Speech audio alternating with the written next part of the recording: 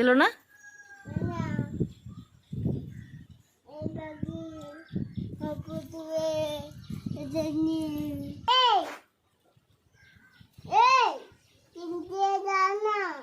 বাবা, তো জোর করে রাস করে ডিম নিবি রে পাখির কাছ থেকে?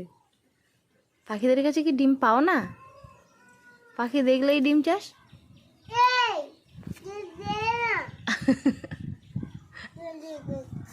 তো অত জোরে হাঁক দিলে পাখি তো পাখি, সবাই তো পালাবে। আবার মানে রাস করে বলছি ডিম দিয়ে যা।